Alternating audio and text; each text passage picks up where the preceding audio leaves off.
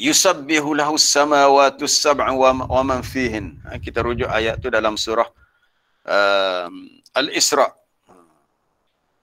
Langit yang besar pun tahu untuk takut dan tunduk kepada perintah Allah. Ini apatah lagi manusia yang kecil, yang tak seberapa saiznya jika dibandingkan dengan langit. Itu Allah Ta'ala beritahu dalam ayat surah Al-Isra, muka surat 286. 286 ayat 44. Tusabbihu lahus samawatus sab'u wal ardu wa man fihin. Langit yang tujuh. Langit yang tujuh lapis tadilah. Begitu juga bumi, semuanya tusabbih, bertasbih, memuji Allah. Langit yang ketujuh, tujuh lapis termasuk bumi. Kalau kita fikir secara logik, macam mana langit bertasbih, macam mana bumi bertasbih. Tapi itu yang Allah Ta'ala beritahu dalam ayat 44 surah Al-Isra. Langit yang ketujuh, tujuh lapis dan bumi, serta sekalian makhluk yang ada padanya, manusia dan juga malaikat yang kita tak dapat melihatnya, semuanya mengucap tasbih. Macam mana mereka tasbih itu ada cara dia lah. Jadi bila Nabi Nuh mengajak kamu dia berfikir tentang langit, dia kata, adakah patut kamu menolak dakwahku dan kamu kufur kepada Allah? Langit yang jauh lebih besar daripada kamu pun tahu nak bertasbih dan memuji Allah. Bertasbih dan memuji Allah. Dan Allah Ta'ala telah beri tugas kepada langit. Langit dia ada tugas dia. Langit dia ada tugas dia, ada pintu. Langit ada pintu dan syaitan jin tak boleh nak menceroboh terus ke atas. Melainkan dia perlu melalui pintu langit. Walaqad ja'alna fis sama, apa dia? Walau fatahna alaihim baban minas sama'i fadhallu fihi ya'rujun. Dalam surah Al-Hijr. Muka surat 262. Ini cerita tentang langit lagi sebelum kita masuk tajuk yang lain. Muka surat 262 ayat yang ke-14. Walau fatahna alaihim baban minas sama', kalaulah kami bukakan kepada mereka mana-mana pintu langit. Maknanya langit ni ada pintu. Tapi kalau langit itu tak dibuka pintunya, manusia ataupun jin tak boleh nak melintasinya. Tak boleh nak menerobos untuk masuk pergi ke langit yang seterusnya. Tak boleh sebab langit ada pintu. Tapi kalaulah pintu langit itu dibuka untuk mereka, fadhallu fihi ya'rujun, lalu jadilah mereka itu dapat naik. Seandainya itu yang berlaku, mereka boleh naik ke atas, ke langit. Laqalu innama sukkirat absaruna, tentulah mereka akan ingkar kenyataan yang benar. Bahkan mereka pula guna helah lain. Mereka kata hanya pandangan mata kami telah disilapkan ataupun telah seperti disihirkan. Sukkirat ni macam orang tengok sesuatu dia nampak, dia kata benda lain, sebenarnya benda tu dah. Bal nahnu, bahkan mereka mengatakan kami adalah kaum yang disihir. Ini ayat ni nak menceritakan orang-orang kafir di Mekah susah nak beriman kepada dakwah Nabi SAW. Kalau diandaikan dapat naik ke atas dan melihat tanda-tanda kekuasaan Allah, tuduh cara lain pula. Itulah manusia yang kufur ni, dia punya hati dia sangat keras. Itu kalau naik ke langit. Nabi Nuh tadi bukan sampai naik ke langit, cuma setakat untuk mereka fikir, lihat dan fikir. Baik para jemaah yang dirahmati Allah, ada satu hadis yang diriwayatkan Imam Muslim dan ada pada Abu Musa Al-Ash'ari. Ini fungsi langit, tentang peranan langit. Nabi SAW bersabda, as-sama amanatun, an-nujum amanatun lisama. An-nujum, an-nujum. Hadis ini menarik sebab hadis ini menyatakan tentang peranan sahabatnya. An-nujum, an-nujum, bintang-bintang. An-nujum amanatun lis-sama. Ketika selesai solat maghrib, amanatun ada hamzah pada alif tu. Ketika selesai solat maghrib, kemudian Nabi tengok sahabat masih duduk di masjid, dia kata, kamu tunggu apa lagi? Kami tunggu-tunggu untuk solat isyak pula lah, tidak balik ke rumah. Lalu Nabi pun mendongak ke langit. Nabi lihat ke langit, tak ada hadisnya. Hadis Abu Musa Al-Ash'ari dalam Sahih Muslim. Kita tengok hadis yang lengkapnya.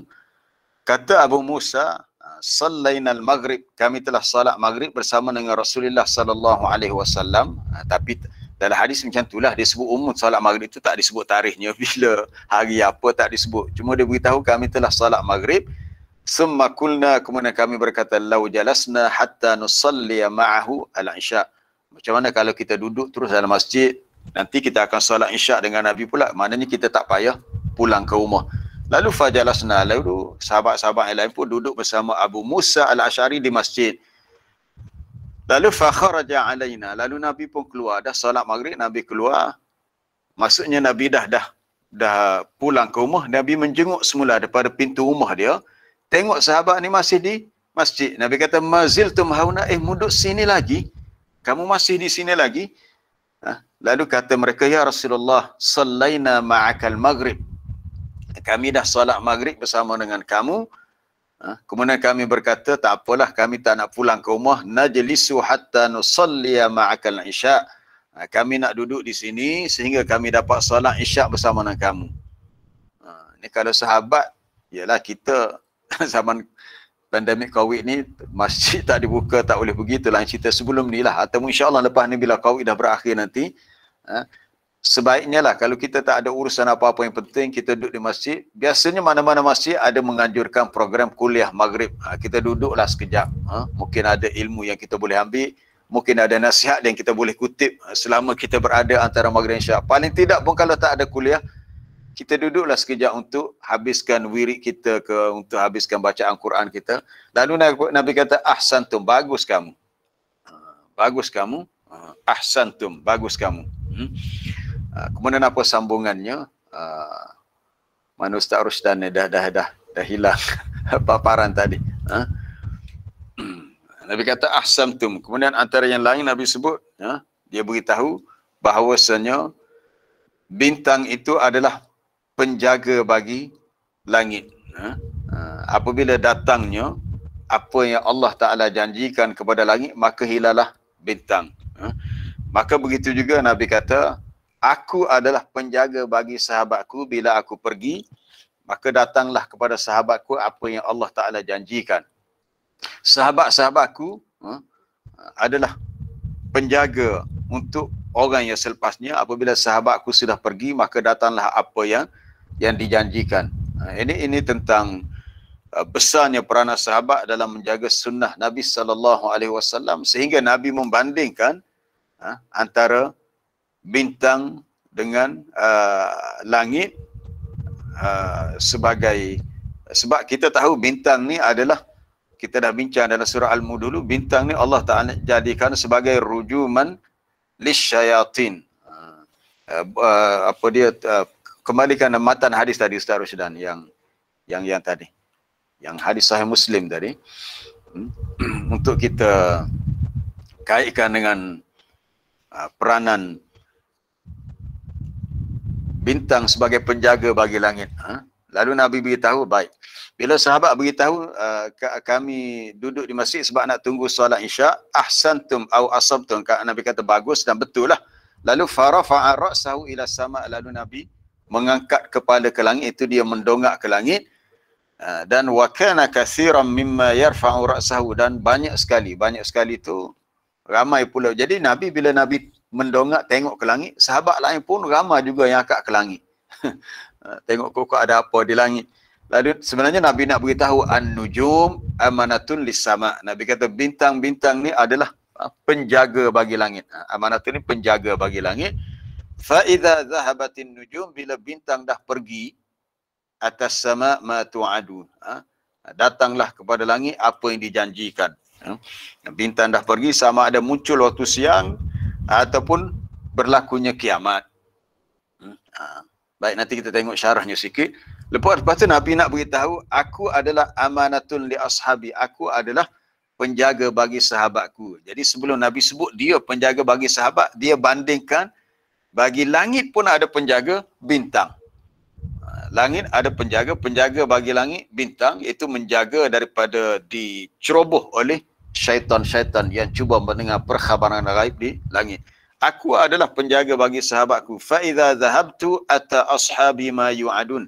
Apabila aku dah pergi, Maksudnya bila Nabi dah wafat, Nabi kata datanglah kepada sahabatku apa yang dijanjikan untuk mereka. Banyaklah ujian yang timbul selepas itu, banyaknya fitnah-fitnah. Dan sahabat-sahabatku adalah amanatun li ummati, menjadi penjaga bagi umatku. Dan apabila sahabatku sudah pergi, zaman sahabat dah berakhir, datanglah kepada umatku apa yang dijanjikan. Munculnya pelbagai ujian bagi umat yang berikutnya. Kalau kita boleh tengok, kalau ada sikit syarah untuk hadis ni. Baik.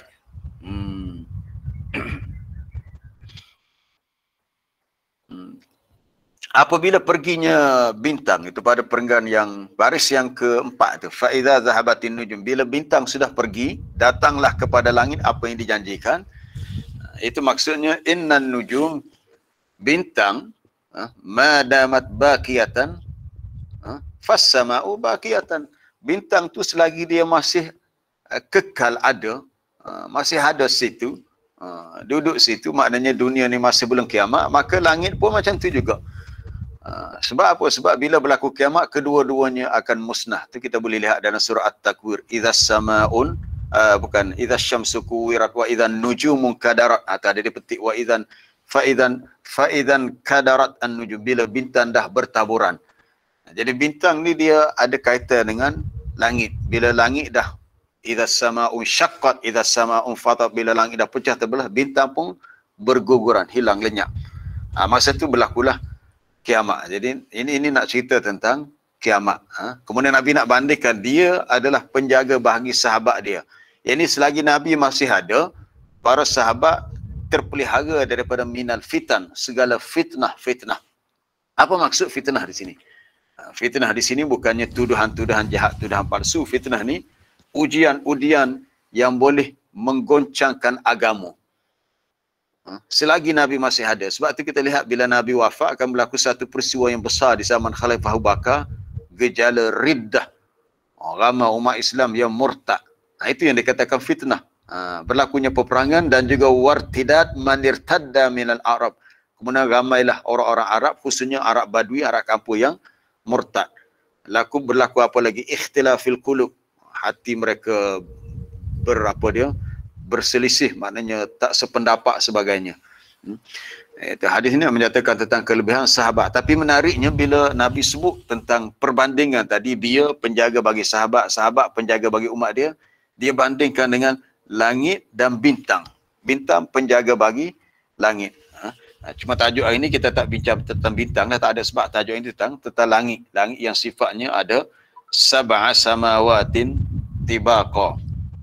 Itu tentang langit. Baik, kita nak pergi pada berikutnya. Kalau panjang tajuk ni nanti tak habis hak lain pula. Wa ja'alal qamara fihinna nura wa ja'ala asy-syamsa siraja. Allah Taala jadikan bulan yang terletak di langit itu bercahaya, matahari pula sebagai siraj, pelita yang terang benderang. Ada dua, bulan dan bintang. Bintang dan bulan ada kaitan dengan malam dan siang. Bila munculnya siang, maknanya keluarnya matahari, bermulalah siang, bermulalah hari. Kemudian bila berakhirnya hari, terbenamnya matahari, biasanya muncul pula bulan. Baik, ini yang kita boleh saksikan setiap hari. Setiap hari bila siang kita lihat matahari, memang secara terusnya mata kita tak boleh lihat matahari. Matahari ni dia cahaya dia sangat kuat. Tidak rosak mata kita. Tapi bulan, cahaya dia lembut dan kita boleh lihat cahaya bulan pada waktu malam. Jadi kaum Nabi Nuh pun sama juga. Waktu malam mereka nampak bulan dan mereka lihat matahari. Zaman Nabi Nuh dah berapa ribu tahun dah. Kita lah ni tahun 2021. Ini nisbah pada tahun kelahiran Nabi Isa. Nabi Isa nak banding dengan zaman Nabi Nuh tu tak tahu berapa ribu tahun, lama dah. Tapi zaman tu bulan dan bintang ni, bulan dan bintang pun ada. Bulan dan matahari ni ada dah. Jadi sudah lama Allah Ta'ala ciptakan makhluk itu dengan keadaan yang sebegitu. Sebab tu kita melihat perkara ni sentiasa disebut dalam Quran. Untuk manusia fikir. Baik, kita nak fokus ke matahari dulu sebelum bulan. Allah Akbar. Contohnya dalam dakwah Nabi Ibrahim. Menarik, Nabi Ibrahim ni banyak menggunakan matahari sebagai objek dalam dakwah. Bukan Nabi Nuh saja, Nabi Ibrahim. Antara kita boleh rujuk dalam surah Baqarah dalam juzuk yang ketiga. Iaitu pada muka surat 43. Muka surat 43.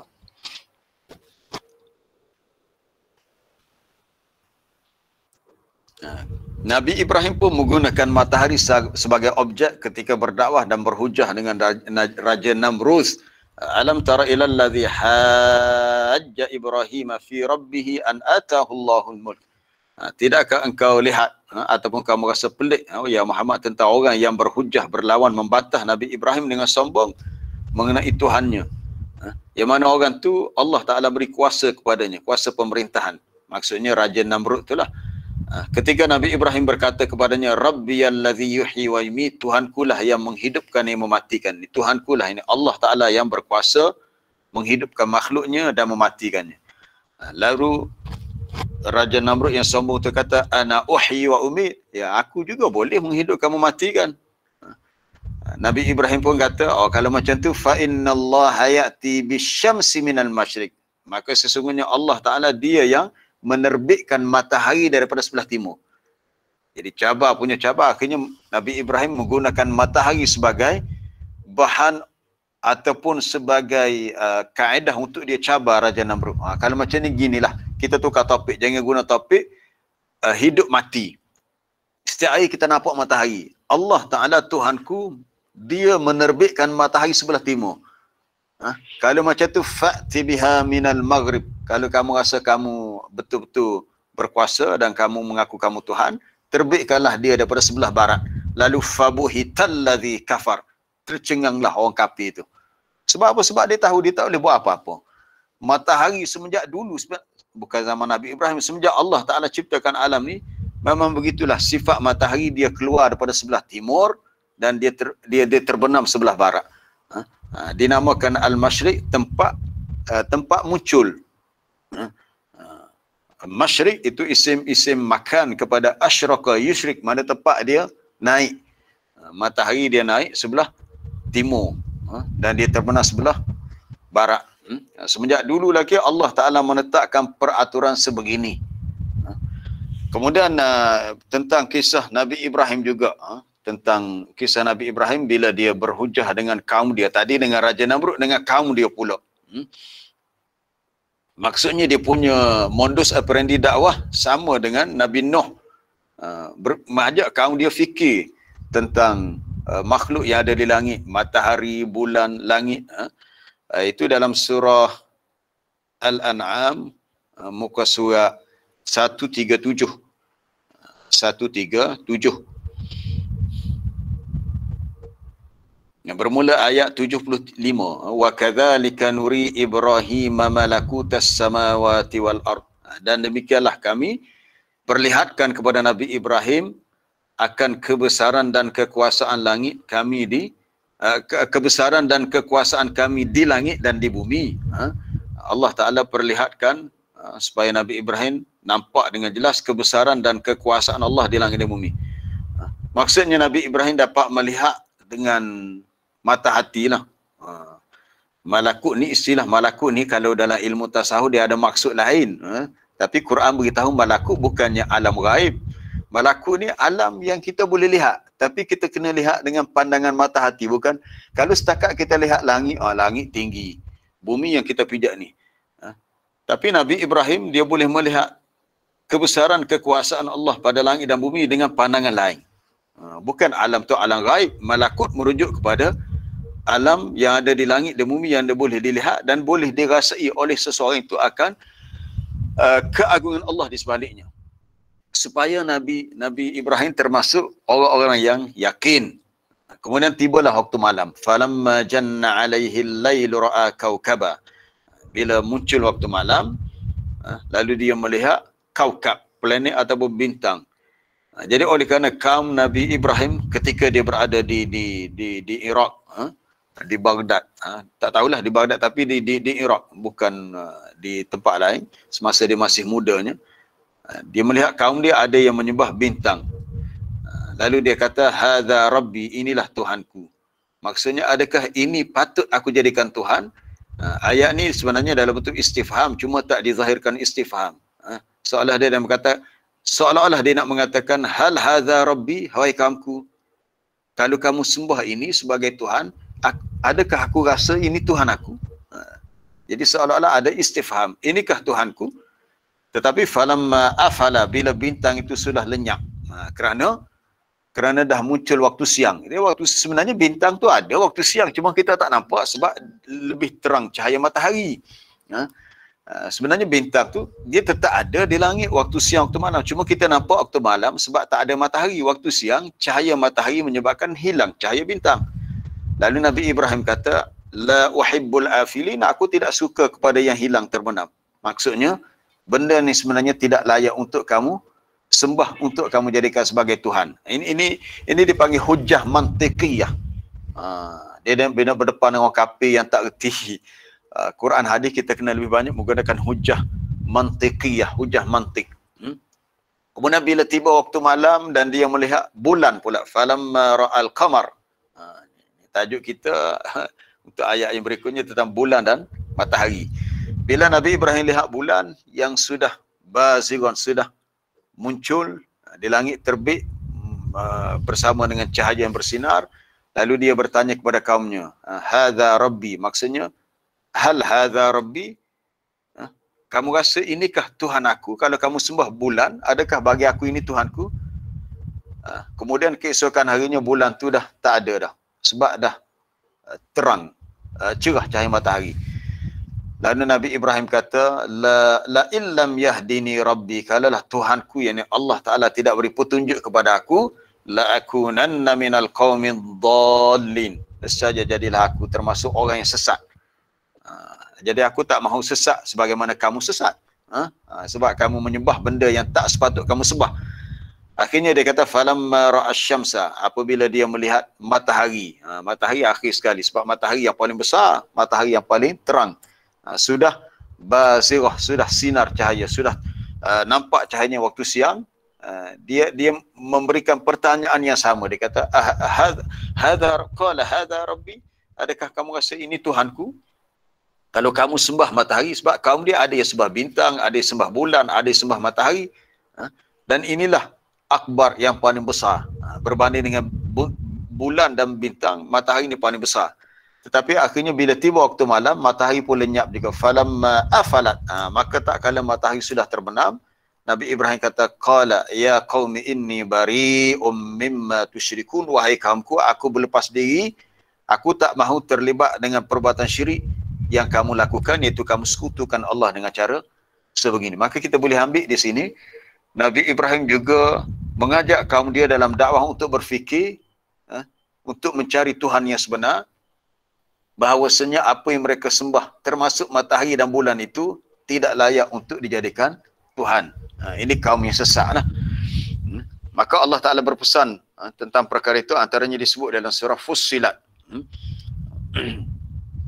Untuk ingatkan kepada manusia ni, kalau kita cerita bab matahari, kita teringat pada zaman Nabi Sulaiman, yang burung hud-hud datang daripada Sabak, jumpa Nabi Sulaiman. Dia kata, aku melihat penduduk di sana, termasuklah pemerintahnya Ratu Balqis, sembah matahari. Baik, kita lihat surah Fussilat dahulu. Surah Fussilat dalam juzuk yang ke-25, muka surat 480. Muka surat 480. Ayat 37. Muka surat 480, ya. Bawah tu. Wa min ayatihi al-lailu wan-naharu wasyamsu wal-qamar. Antara tanda kekuasaan Allah adanya malam, siang, matahari, bulan. Itu tak boleh dipisahkan. Bila sebut malam, siang, dia kena sebut juga matahari, bulan. Sebab tak akan jadi siang kalau tak muncul matahari, dan tak berlaku malam kalau matahari masih ada. Itu di tempat kita lah. Ada juga kita dengar di tempat-tempat lain, mana ya, di Norway ke Sweden ke, wallah alam, tak tahulah. Pukul 11 malam tu masih ada matahari. Sebab dia punya hemisfer utara yang dekat dengan kutub, dia tak sama jangka masa dalam 24 jam sehari tu tak sama. Kadang-kadang waktu siang dia pendek sangat, waktu malam panjang, ataupun waktu malam pun masih nampak matahari. Tu wallah alam, kita tak nak fikir nak macam mana. Antara tanda kekuasaan Allah, waktu siang, waktu malam, waktu siang ada matahari, ada bulan. Maka Allah Ta'ala berpesan kepada manusia, walaupun kamu rasa makhluk ni hebat, la tasjudu lisyamsi wala lilqamar. Jangan kamu sujud, mana jangan kamu menyembah matahari, jangan pula jadi sesak sembah bulan. Sebaliknya, wasjudu lillahi alladhi khalaqahunna in kuntum iyyahu ta'budun. Sebaliknya hendaklah kamu hanya sembah Allah, beribadat kepada Allah, kerana dialah yang menciptakan semua tadi. Malam, siang, matahari, bulan, Allah Ta'ala yang ciptakan, jika kamu betul-betul beribadat kepada Allah. Baik, para jemaah yang dirahmati Allah, masih tentang tajuk matahari lagi. Pada suatu hari bila masuk waktu maghrib, Nabi bertanya kepada Abu Dzar. Menarik, hadis ini ada dalam Sahih Bukhari. Bila tiba waktu maghrib, tulis Ustaz Rusdan type atadruna, alif tu ada hamzah, atadruna aina tadhhabu hadhihi syams, atadruna aina tadhhab hadhihi syams. Nabi bersama dengan para sahabatnya, antaranya ialah dengan Abu Dzar Al-Ghifari, salah seorang sahabat yang ada bersama dengan Nabi SAW pada hari itu. Jadi soalannya Nabi tanya, kamu tahukah, adakah kamu tahu, secara khusus Nabi tanya kepada Abu Dzar, ya Abu Dzar, hal tadri aina tadhhabu syams idza ghabat. Mu tahukah matahari gimana? Gimana, pergi ke mana? Orang Kelantan dia bercakap, dia kena ada sabdu. Mu tahu kau gimana? Ada kawan-kawan saya masa belajar kuliah Islam, dia nak ajuk cakap Kelantan. Dia kata, Badru, mu nak gimana? Mu nak buat gapo? Tak usah kecek Kelantan lah kata. Dia kecek Kelantan, dia kena ada sabdu. Buat gapo? Mu nak gimana? Nabi tanya, hal tadri aina tadhhabu syams? Kamu tahukah ke mana matahari pergi? Gimana matahari itu? Pergi ke mana? Idza ghabat, ketika dia dah terbenam. Maksudnya bila dah bermula malam, ke mana matahari pergi? Baik, kita nak tengok matan yang lain. Ada matan yang lain. Sebab mereka ada jawab Allah wa rasuluhu a'lam. Kemudian para sahabat termasuklah Abu Dzar jawab Allah wa rasuluhu a'lam. Allah dan Rasul lebih tahu. Kita secara logik, sebab kita dah belajar ilmu sains, kita kata, matahari gimana? Matahari ada sebelah sana lah, sebelah dunia, sebelah adalah. Kita di Malaysia sekarang ni dah nak siang, orang di Amerika dah mula nak malam. Sebab kita punya jarak waktu dengan mereka sekitar 12 jam. Kita bermula sekarang ni dah pukul 7 suku siang, tapi orang di Amerika Syarikat 7 suku malam. Baik. Bila Nabi tanya begitu, Abu Dzar jawab Allah wa rasuluhu a'lam. Kita habiskan mata hadis dulu. Allah dan Rasul yang lebih tahu. Apa jawab Nabi? Nabi kata, fa innaha tadhhab, matahari dah pergi sehingga hatta tasjuda baina yaday rabbiha azza wa jalla. Matahari dah pergi dan sekarang dia sujud di hadapan Allah azza wa jalla. Subhanallah. Ni satu perkara yang akal kita tak boleh nak fikir. Nabi yang beritahu. Hadis ni banyak ulama hadis yang merekodkannya, termasuklah Imam Bukhari dalam sahihnya. Itu dalam apa dia, kitab yang disebut Bad'ul Khalq, permulaan ciptaan makhluk. Atau kalau sesiapa yang nak rujuk dalam kitab yang asal dan Sahih Bukhari, dalam kitab Bad'ul Khalq. Baik, kemudian dalam matan tu Nabi kata summa tasta'zinu, matahari pun minta izin lalu diizinkan untuknya. Matahari dah pergi sujud. Sujud macam mana kita tak tahu. Tapi yang penting Allah Ta'ala beritahu dalam Quran, semua makhluk termasuk matahari sujud. Nanti kita tengok ayat lain dalam surah Al-Hajj ni, semua makhluk sujud. Dia minta izin lalu diizinkan untuknya. Maknanya dia sujud seketika, lepas tu dia pun berlalu untuk menjalankan tugasnya keluar daripada sebelah timur. Lalu dikatakan kepada matahari, irji'i min haitsu ji'ti, kamu kembalilah untuk pulang ke tempat kamu datang, itu sebelah timur tadi, sebelah timur. Lalu fatatlu min makaniha, lalu matahari pun naik daripada tempatnya sebagaimana biasa. Itulah yang disebut wadzalika, yang dikatakan mustaqarrul laha, tempat yang ditetapkan untuk dia beredar. Lalu Nabi SAW pun Qala Muhammad ni perawi ya, saya tak pasti siapa tu. Kalau dalam Sahih Bukhari tak ada pula disebut tu. Kemudian dia pun membaca ayat ni lah, ayat dalam surah Yasin tu. Wasyamsu tajri li mustaqarril laha dzalika taqdirul azizil alim. Matahari tadi dah pergi menghadap Allah di bawah arasy, sujud, kemudian minta izin untuk dia kembali ke tempat asal dia, ke timur, dan dia terbit semula. Lalu Nabi kata, itulah yang Allah Ta'ala beritahu dalam surah Yasin, wasyamsu tajri li mustaqarril laha. Matahari dia terus berlari, beredar pada tempat yang ditetapkan untuknya dia berada. Jadi ini dah jadi satu kontradiksi, sebab ayat dan surah Yasin jelas sebut matahari yang tajri. Tak tahulah, sebab saya daripada zaman sekolah, kita belajar sekolah rendah, sekolah menengah, dalam ilmu sains yang berkenaan dengan astronomi, dikatakan matahari itu tetap pada paksinya, dan segala planet yang berada dalam sistem solar termasuk bumi, Marikh, Zuhal, Neptun, Pluto dan lain-lain, Marikh, beredar mengelilingi matahari. Tapi fakta yang saya baca dalam buku ni Al-Ijaz Al-Ilmi, ni buku tentang tafsir ilmi untuk pelajar-pelajar aliran sains di sekolah-sekolah YIK, ada tajuk tentang matahari. Berdasarkan ayat itu, sebenarnya matahari juga bergerak. Bumi mengelilingi matahari, planet lain dalam sistem solar mengelilingi matahari. Ya, matahari juga bergerak pada orbitnya. Dalam buku ni ada di muka surat, ada gambar rajah tentang Jaryan Syams, cara matahari bergerak. Kalau nak cari rasa Ustaz Rusdan boleh type perkataan Jarayani daripada Jara Yajri, Jarayani Asyams. Bagaimana matahari dalam sistem yang disebut galaksi Bima Sakti Milky Way, Allah Ta'ala ciptakan alam semesta ni, universe ni dia punya besar, ada berjuta-juta galaksi. Dan salah satu galaksi tu adalah yang disebut galaksi Bima Sakti. Dalam tu ada banyak bintang, was-sama'i dzatil buruj. Dan salah satu sistem yang ada dalam galaksi Bima Sakti adalah sistem solar. Bintang yang jadi paksinya adalah matahari yang kita sebut Asyamsu, matahari. Bahasa Arab sebut Asyamsu, sun, bahasa Inggeris sebut sun. Kalau cari dalam Wikipedia kita jumpalah tu matahari. Baik. Perbincangan tentang matahari tajri, bergerak. Ini terpulang kepada kita lah, nas Quran sebut begitu.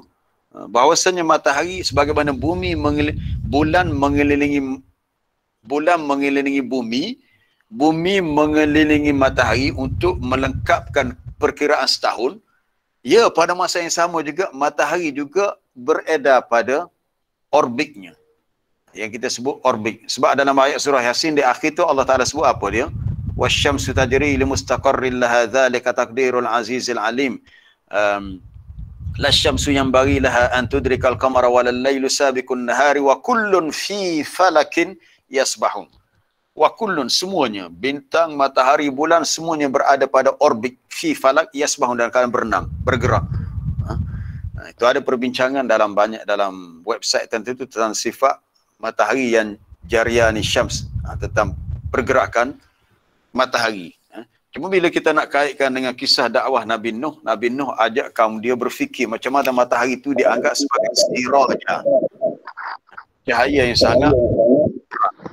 Baik, kita nak tengok sedikit tentang fakta tentang matahari dalam Wikipedia. Baik, Ustaz Dan boleh type dalam Wikipedia matahari, gitu ya. Type Wikipedia matahari.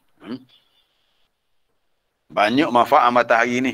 Kita jemur kain kita kering. Pokok buah-buahan boleh berbuah ya dengan sebab matahari. Kita belajar sains di sekolah. Bahan hijau dan daun klorofil itu boleh membuat makanan, berlakunya proses fotosintesis sebab ada cahaya matahari. Baik. Apa itu matahari? Maklumat yang dicapai dalam Wikipedia menyebut matahari merupakan bintang terdekat dengan bumi. Matahari ini termasuk daripada keluarga bintang. Dan dia ni paling dekat dengan matahari.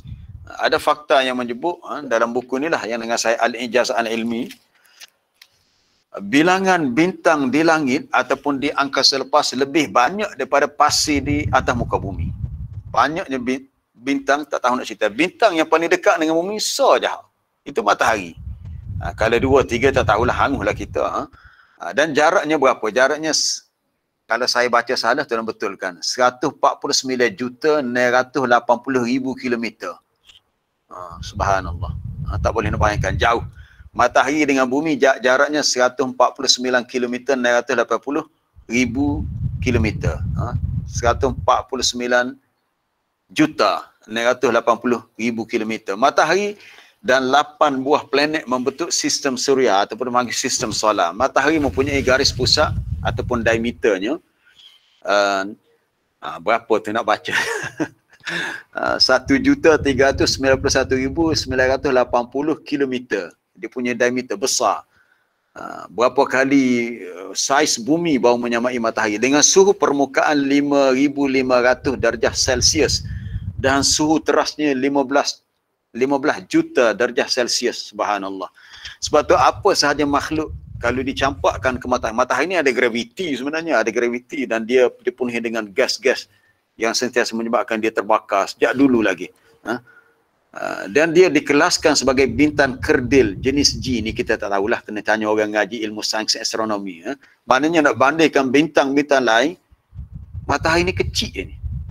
Subhanallah, setara tu panas, kita rasa panas. Tapi kajian saintis mengatakan ia bintang yang kerdil. Baik, sikit lagi. Banyak lagi kita nak cerita tentang matahari ni. Cahaya matahari memakan masa 8 minit untuk sampai ke bumi. Kita tahu cahaya ni dia cepat, lebih cepat daripada bunyi pergerakannya. Cahaya dia bergerak lebih cepat. Biasa kita kalau hujan kita dengar kilat, kilat kita pun tutup kita dengar, kita nampak kilat menyambar, kita pun terus tutup telinga. Sebab kita tahu lepas nampak kilat tu akan datangnya bunyi guruh. Ini menunjukkan cahaya bergerak lebih laju daripada bunyi. Cahaya matahari dia sampai ke bumi 8 minit. Tu sejauh 149 juta kilometer lebih tu. Dekat 150 juta kilometer. Masanya 8 minit. Maknanya, bayangkan bila saintis mengatakan di alam ini, jauh di sana, ada planet yang kita nak pergi ke situ mengambil masa beratus tahun. Bukan berpuluh tahun, beratus tahun perjalanan cahaya. Jauh mana? Allahu Akbar. Kita hanya dapat mengatakan Allahu Akbar. Allah Maha Besar, Maha Agung Allah. Betapa luasnya alam yang Allah Ta'ala ceritakan. Matahari yang sejauh 150 juta kilometer mengambil masa 8 minit untuk cahayanya sampai ke bumi. Dan cahaya yang terang itu mengakibatkan sesiapa yang memandang terus kepada matahari menjadi buta.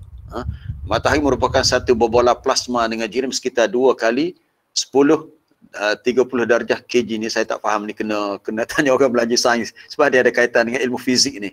Untuk terus bersinar, matahari yang terdiri pada gas panas menukar unsur hidrogen, apalagi gas yang ada kepada helium, melalui tindak balas selakuran nuklear pada kadar 900 juta tan. Allah Akbar. Itu kita pun tak tahulah macam mana orang-orang kafir di negara barat yang mengkaji tentang sains angkasa lepas, matahari sebagainya, dia orang tak boleh beriman.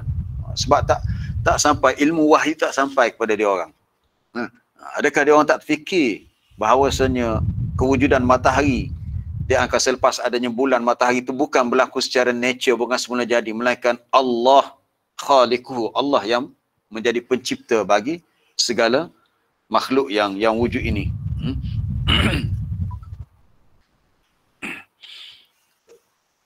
Kemudian yang dikaitkan juga dengan matahari, siraja tadi, matahari yang terang. Adalah satu hari ini tentang bab solat zuhur. Kita masuk bab fiqh sikit. Kita pergi bab fiqh. Tapi masih ada kaitan dengan matahari juga. Satu hari sahabat mengadu kepada Nabi, kami tak boleh sujud. Dia kata, ya Rasulullah, macam mana nak sujud? Panas sangat ni.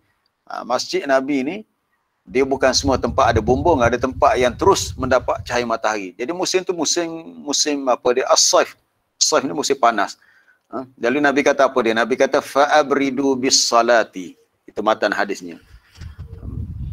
Ini hadis yang memberi kelonggaran kalau kita belajar fiqh bagi negara yang iklim terlalu panas. Musim panas dia terlalu panas. Khususnya negara-negara Arab yang kawasan apa dia sentiasa panah lah. Fa abridu bis salah, Nabi kata fa inna shiddatal harri min fayhi jahannam. Cuba tengok matan yang lengkapnya, cuba cari matan yang lengkap. Klik pada mana? Tu bawah tu boleh dah, nombor 4 tu.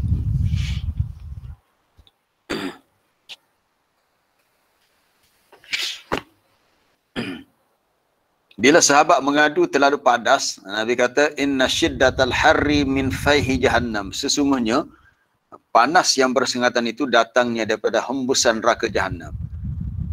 Kita secara logiknya kita kata panah matahari atas langit ni lah. Panah matahari tak, Nabi kata bila panas itu bersangatan. Tak boleh nak semaya sahabat ni sebab panah nguak. Itu bahasa Kelantan, nguak panah. Panah nguak hari ni. Bahang panah tu terasa sangat. Tapi Nabi tak kata pula inna shiddatal hari bersangatan panas tu min nuri syamsi, bagi daripada cahaya matahari. Tapi Nabi kata min fayhi jahannam. Fayh itu mari sedikit daripada hembusan neraka jahannam, bukan banyak pun sikit je. Jadi rupa-rupanya kepanasan matahari itu sebenarnya adalah tempias daripada neraka jahannam. Neraka jahannam mana tak tahulah. Tapi neraka jahannam tu dah ada. Maka atas alasan sebab terlalu panas, yang Nabi kata ianya mari sedikit daripada panas neraka jahannam, walaupun secara zahir kita nampak panas tu panas matahari, maka Nabi memberi rukhsah kelonggaran fa'abridu bis salah, maka boleh disejukkan solat. Maka sejuk solat ni bukan maknanya solat-solat jauh dengan air tahpal. Jangan salah faham hadis ni, mana tunggulah sedikit waktu teduh. Mungkin lepas ni kalau nampak teduh mungkin ada awan sebagainya, bolehlah kamu solat. Ni masa panas ni tunggu dulu. Maka diberi sedikit kelonggaran untuk fa'abridu anis salah. Al-ibra' di sini mana al-waqtu allazi tankasiru fi shiddatil har. Waktu yang dah kurang sedikit. Maknanya dah teduh. Teduh, kita kata teduh lah sikit. Mungkin dah ada awan di langit, kurang dah panah. Ataupun dengan makna akhirus salata an awwali waqtiha, bolehlah ditakhirkan sedikit solat daripada waktunya. Atas alasan tadilah bukan sengaja nak lewatkan solat, tapi kerana terlalu panas. Tapi masih dalam solat talak zuhur lah, ataupun kalau solat zuhur masih dalam waktu zuhur lah. Kerana waktu ni waktu yang bersangatan panas. Alasannya Nabi beritahu sebab kepanasan yang syiddah, yang bersangatan itu datangnya daripada neraka jahannam. Walaupun secara logiknya kita melihat daripada matahari. Begitu juga ketika Nabi dan para sahabat berangkat ke medan peperangan Tabuk yang jauh perjalanannya ketika musim panas. Masa tu musim panas. Lalu orang-orang munafik berkata, tak payah pergilah, dia kata. La tanfiru fil har. Muka surat 200 cerita tu. Muka surat 200 ayat 81. Tak, bukan hadis ya. Ini ayat Quran ya, dalam surah At-Taubah. Surah At-Taubah. Muka surat 200 ayat 81, muka surat 200. Apabila orang-orang munafik yang tidak ikut serta merasa gembira, farihal mukhallafuna. Orang-orang munafik yang ditinggalkan sebab tidak ikut berperang. Ini ayat ni dalam kisah peperangan Tabuk. Peperangan Tabuk ni peperangan yang paling besar. Peperangan paling besar berlaku di akhir hayat Nabi lah. Itu pada tahun 10 Hijrah untuk melawan tentera Rom. Jadi orang munafik tak pergi. Wakarihu, dan mereka benci untuk berjihad bersama dengan harta mereka dan jiwa raga mereka fi sabilillah. Lalu mereka menghasut orang beriman, kata mereka la tanfiru fil har. Tak usah pergilah, tak payah pergilah. Dia menghasut. Dia kata jangan kamu keluar untuk berperang pada musim panas. Bila sebut musim panas kita fahamlah. Musim panas ni dikaitkan dengan sinar matahari. Tapi apa jawapannya? Jawapan yang lebih syar'i, yang lebih memberikan sentapan. Bukan santapan, sentak. Boleh sentak, boleh sentap, tarik dengan kuat. Orang Kelantan kata senjoh. Orang Kelantan faham lah. Jangan dia senjoh, dia derah agak, senjoh ditarik dengan kuat. Menyebabkan sesuatu yang mungkin kuat melekat akan tercabut. Ayat ni sebagai satu kata-kata yang menyetap jiwa. katakan kepada mereka, naru jahannam asyaddu harran, neraka jahannam panah lagi, panah membakar lagi daripada panah matahari ni. Hak matahari ni tak seberapa, neraka jahannam tu lebih panas. Sebab itulah bila Nabi Nuh mengingatkan kaum dia tentang bintang di langit yang bintang pula ada bulan dan matahari di langit yang masing-masing ada peranan, ada fungsinya untuk manfaat hidup manusia, supaya manusia berfikir ada baik, ada manfaat yang manusia perolehi, dan ia menjadi suatu peringatan. Semalam saya dah ada hantar dalam grup kita tentang hadis berkenaan dengan solat gerhana, tentang perintah untuk Nabi suruh kita solat gerhana. Nabi kata, inna syamsa wal qamar inna syamsa wal qamar ayatani min ayatillah. Sesungguhnya matahari dan bulan itu di antara dua tanda kekuasaan Allah, selain daripada banyak lagi lah tanda-tanda kekuasaan yang lain. Inna syamsa wal qamar, sesungguhnya matahari dan bulan, ayatani, dua tanda ataupun dua bukti daripada bukti kekuasaan Allah. Maka Nabi beritahu, la yang khasifani, dia tidaklah menjadi gerhana. Di antara fenomena yang biasa berlaku dalam kehidupan kita, gerhana bulan, gerhana matahari. Sebab itu dalam Islam disunatkan kita salat sunat gerhana. Salat khusuf gerhana matahari, salat kusuf gerhana bulan. Jangan pula tak tahu. Kalau tak belajar tak tahulah, sebab dia ada kaifiat yang berbeza. Salat gerhana, bila berlaku perkara ni, kita disunatkan untuk melakukan solat sunat gerhana. Yang tak belajar tak tahu, tak apalah ustaz buatlah, saya tak ngaji. Kalau tak ngaji, kena ngajilah, supaya bila berlaku fenomena gerhana matahari, gerhana bulan, bolehlah kita amalkan sunnah Nabi ni. Nabi kata, inna syamsa wal qamar. Kita baca matan dulu ya, sebelum kita lihat syarah dia. Masa kita lewat dah ni, telajak dah ni. Inna syamsa wal qamar, sesungguhnya matahari dan bulan, Nabi kata, ayatani, dua tanda daripada tanda kekuasaan Allah, yang mana kedua-duanya la yang kasifani, tidaklah menjadi gerhana disebabkan kematian seseorang atau kerana hidupnya dia. Maksud hidup tu kena lahirnya dia. Punca Nabi kata gini, sebab hari berlaku gerhana matahari ni, anak dia Ibrahim meninggal dunia. Secara kebetulan anak dia Nabi Ibrahim yang umur masa tu 2 tahun lebih meninggal dunia. Jadi sahabat apa terkejut? Oh, dia kata matahari gerhana sebab matahari juga bersedih atas kematian Ibrahim. Tak, Nabi kata bukan begitu. Tak ada kena-mengena. Maka fa'idzan kasafa, bila kedua-duanya matahari dan bulan gerhana, maka hendaklah kamu fafza'u, bersegeralah kamu kepada mengingati Allah. Zikrillah tu disebut juga dalam mata hadis yang lain dengan cara solat, berdoa dan juga bersedekah. Wallahu alam. Banyak lagi lah cerita bab matahari ni, cuma kita tak boleh nak panjangkan sebab kita pun dah cukup masa dah. Baik, saya buka untuk persoalan berhubung dengan tajuk kita hari ni. Kalau ada soalan, silakan. Kalau ada cikgu-cikgu sains nak berikan info-info bab matahari bulan ke apa. Matahari. Ya, silakan. Cikgu. Gini Ustaz. Hari ni kita tengok tak suatu puasa yang cukup hebat lah. Apa dia? Semuanya bergantung pada dia lah, apa ni matahari ni. Okey, ya. Kita tengok contohnya pokok kena ada matahari, manusia pun perlu kepada matahari. Tapi Ustaz, kalau kita tengok tak sumber, kita tengok kalau contohnya bahan bakar, benda terbakar ni tak. Matahari ni ada api dah, mana dah. Kalau kita bakar benda ni, kita ada bahan bakar dia. Tapi kita tengok tak bagaimana ke Tuhan ni, dia Allah ni, dia buat matahari dengan benda bahan bakar dia ni tak pernah habis. Kalau hok duduk bumi ni dah, di bumi ni kita bakar habis, minyak habis, kayu api, semua habis. Tapi nak royak tak ada kajian manusia ni. Kalau dia kaji, saya rasa dia akan kembali kepada Allah Subhanahu Wa Taala tentang kekuasaan Allah. Sebab matahari terbakar, bahan bakar tak tahu. Tak tahu, maiman tak habis-habis. Tak habis-habis. Wallahu a'lam Ustaz, sebagai pandangan Ustaz. Ya, comel. Baik gini. apabila Allah Ta'ala menciptakan apa-apa makhluk, selagi dia tidak menghendaki makhluk tu lenyap habis, maka dia akan ada. Sebab kita pun dah bincang tentang mudahnya ciptaan Allah untuk dia menciptakan suatu makhluk, semudah dia mengatakan kun fayakun, termasuk segala jenis gas.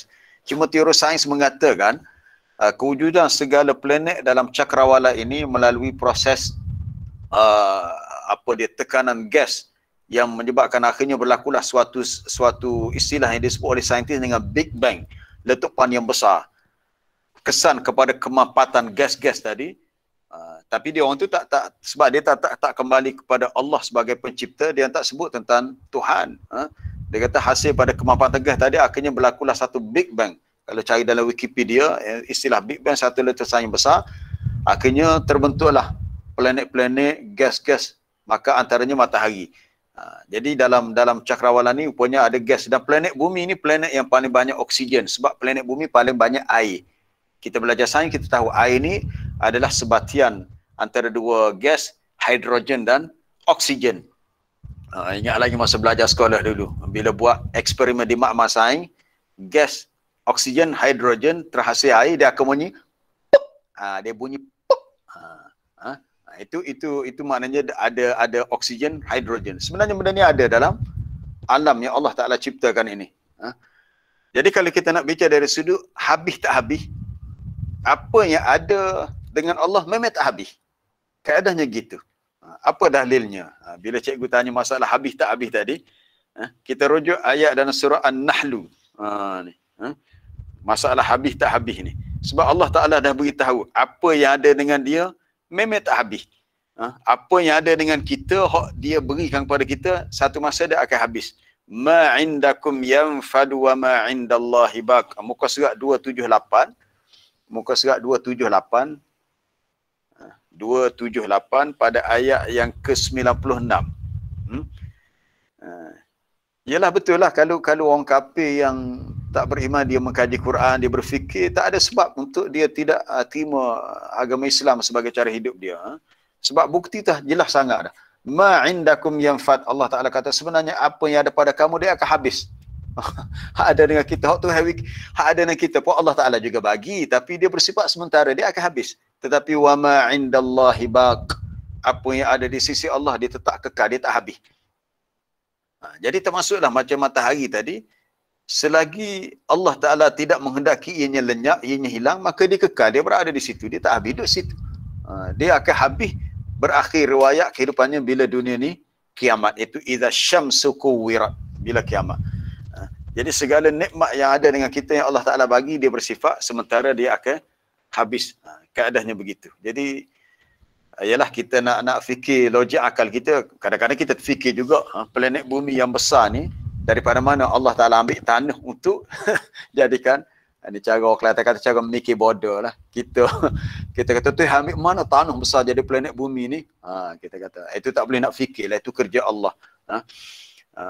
Ataupun kalau orang buat rumah, kita tahu dia ambil bahan-bahannya,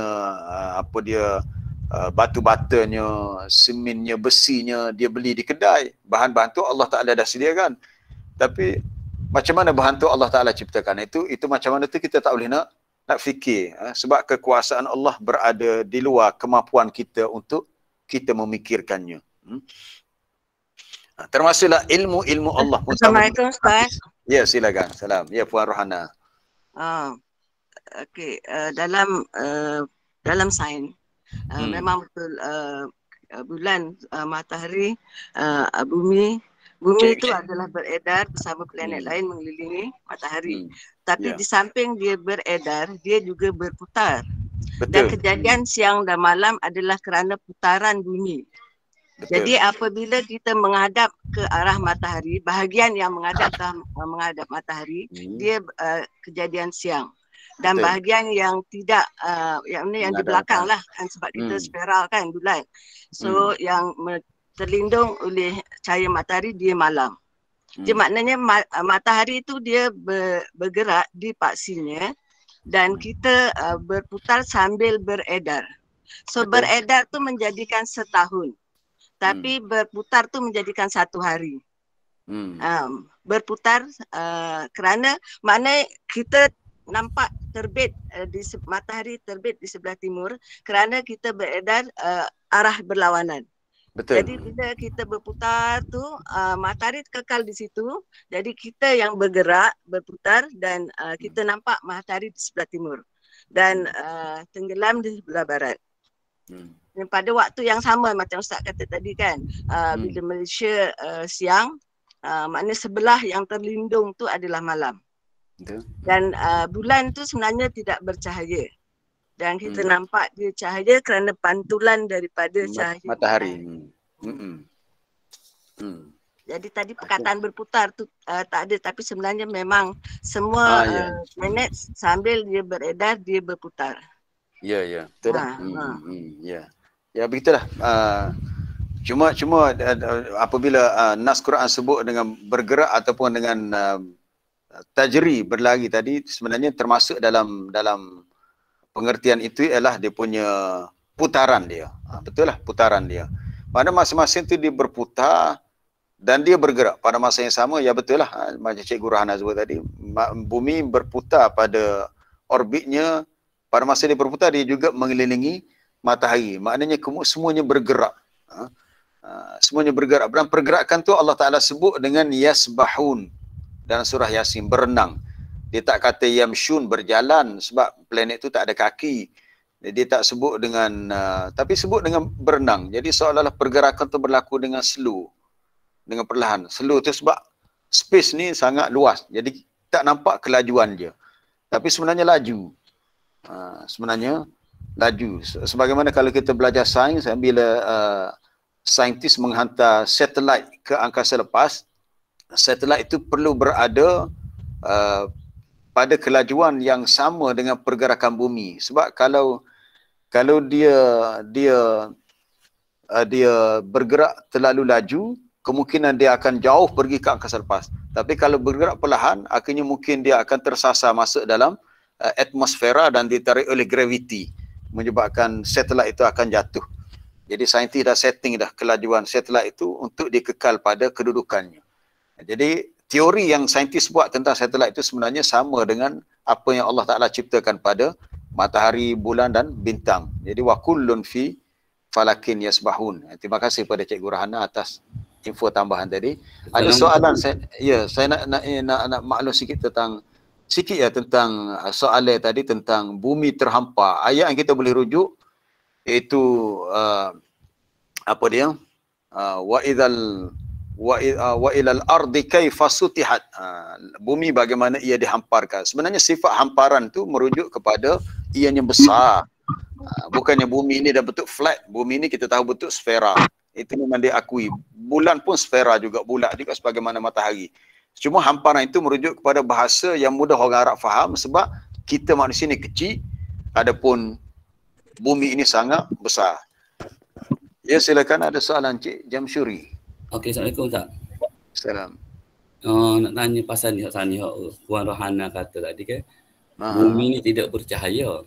Bagaimana bulan tidak bercahaya tadi?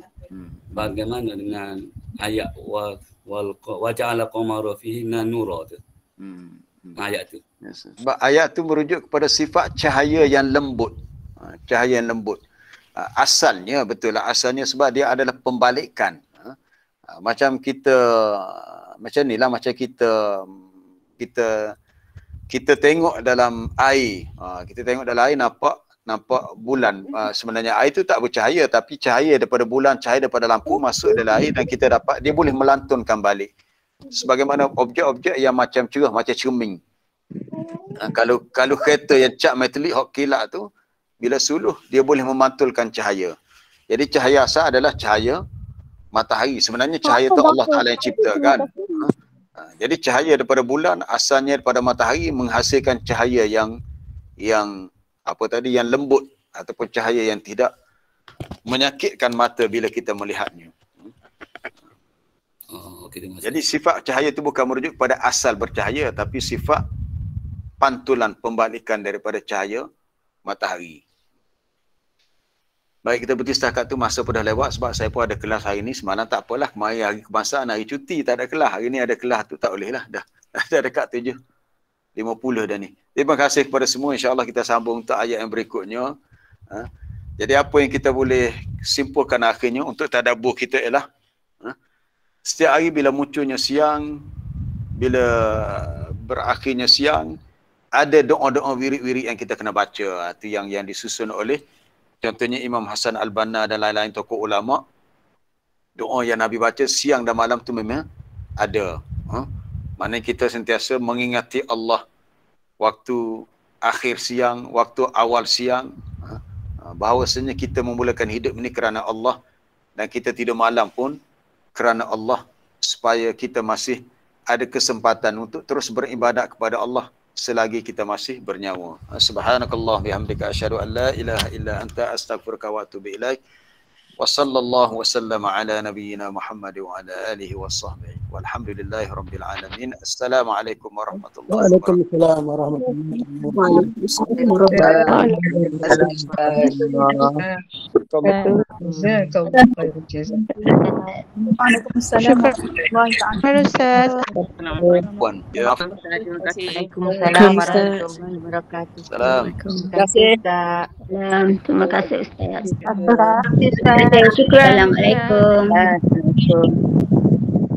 Terima kasih Ustaz. Assalamualaikum.